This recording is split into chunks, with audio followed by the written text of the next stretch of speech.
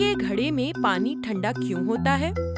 गर्मी में जब पसीना आता है तो पसीने पर ठंडक क्यों आ जाती है?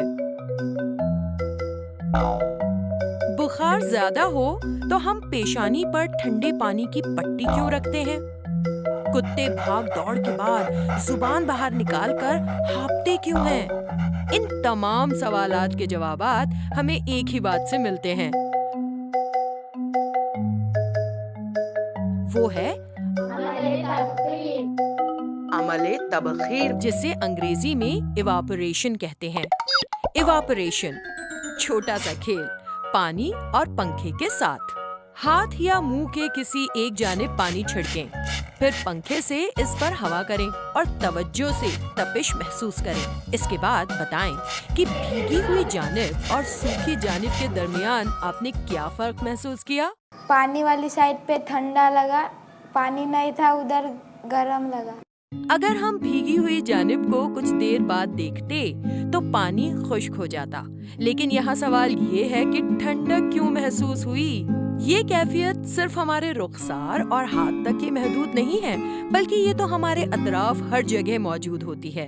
इवापोरेशन यानी अमले तबखीर, मतलब है पानी बुखारात बनकर हवा में उड़ जाना। अमले तबखीर से ठंडक क्यों महसूस होती है? तो उसका जवाब पानी की असली हालत और उसकी तवानाई के दरमियान ताल्लुक को समझने पर मुनहसर है। स्टील की एक कटोरी में थोड़ा सा पानी लीजिए और इसके नीचे जलती हुई मोमबत्ती लगाइए। कुछ देर बाद आपको कटोरी के ऊपर आबी बुखारात दिखाई देंगे। आबी बुखारात उठने के दौरान कटोरे के ऊपर स्टील के चमचे पर पानी की बूंदें खुद से जमा हो गई हैं, यानी बुखारात दोबारा पानी बन गए हैं। माए होना पानी की असली हालत है, लेकिन अगर पानी में थोड़ी सी हरारत बढ़ती है तो पानी अपनी असली हालत को बदलकर बुखारात की सूरत इख्तियार कर लेता है। आबी बुखारात जब स्टील के ठंडे चमचे से टकराते हैं तो वो दोबारा अपनी असली हालत इख्तियार कर लेते हैं, यानी माए पानी बन जाते हैं। पानी के अहवाल उसकी हरारत पर मुनहसर हैं, यानी हरारत ना हो तो पानी बर्फ की हालत, और अगर हरारत कम हो तो पानी माई की हालत, और अगर हरारत शदीद हो तो पानी बुखारात यानी गैस की हालत इख्तियार कर लेता है।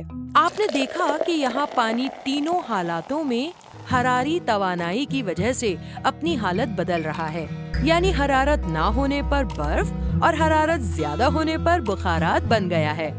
यहाँ सोचने वाली बात ये है कि बुखारात ठंडक क्यों देते हैं। चलिए इस बात को हम मिट्टी के घड़े से समझते हैं। मिट्टी के घड़े में पानी अमले तबखीर से ठंडा होता है। मिट्टी के घड़े की सतह में बेशुमार छोटे छोटे मसामात होते हैं। इन्हीं मसामात यानी सुराखों के जरिए अंदर का पानी बाहर की सतह पर आता रहता है, इसीलिए घड़ा बाहर से तर रहता है।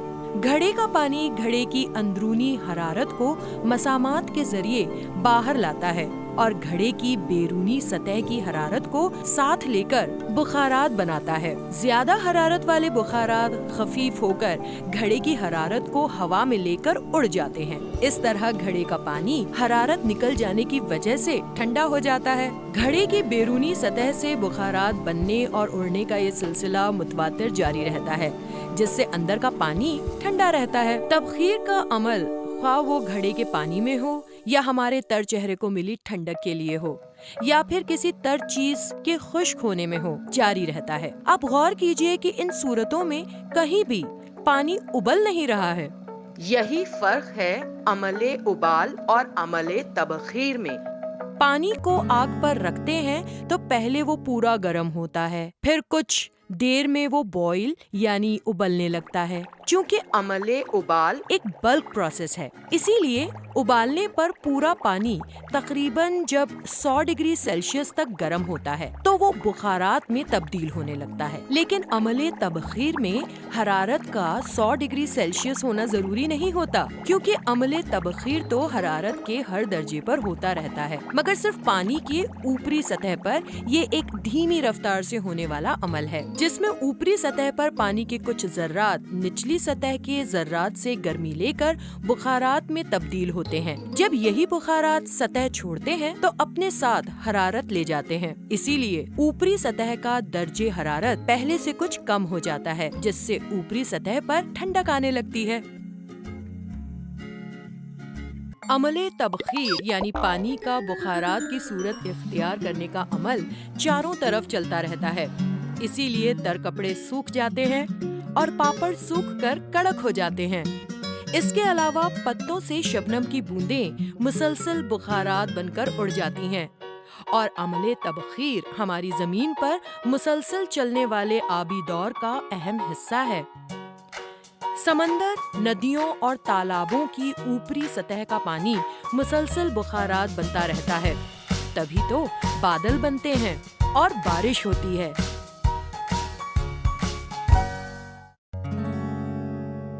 عمل تبخیر سے حاصل ہونے والی ٹھنڈک بہت مفید ہوتی ہے۔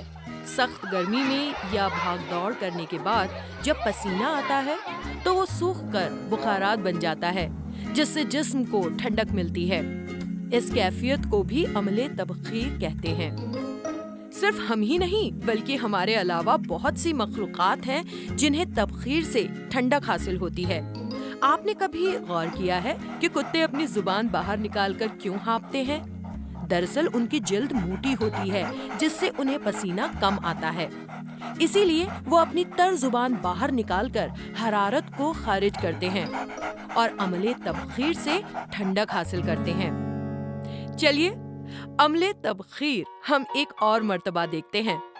عمل تبخیر کا مطلب ہے مائع کا گیس بن کر اڑ جانا۔ تبخیر کا عمل ہمارے چاروں طرف چلتا رہتا ہے، یہ اوپری سطح پر واقع ہونے والا عمل ہے۔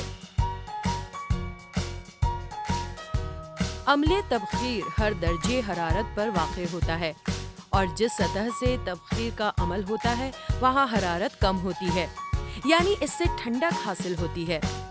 عمل تبخیر کی بہترین مثال گھڑے میں پانی کا ٹھنڈا ہونا ہے۔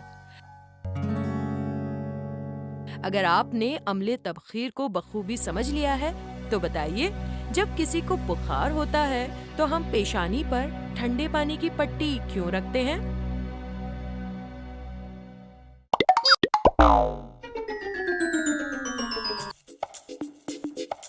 باہر ہے کتنی گرمی، پھر بھی مٹکے میں ہے پانی ٹھنڈا، سمجھو اسے دھیان سے، سائنس کا ہے یہ فنڈا۔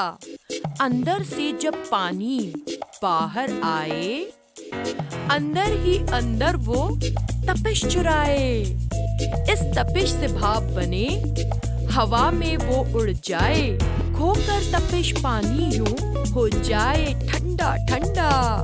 بس یہی تو ہے تبخیر کا سیدھا سادہ فنڈا۔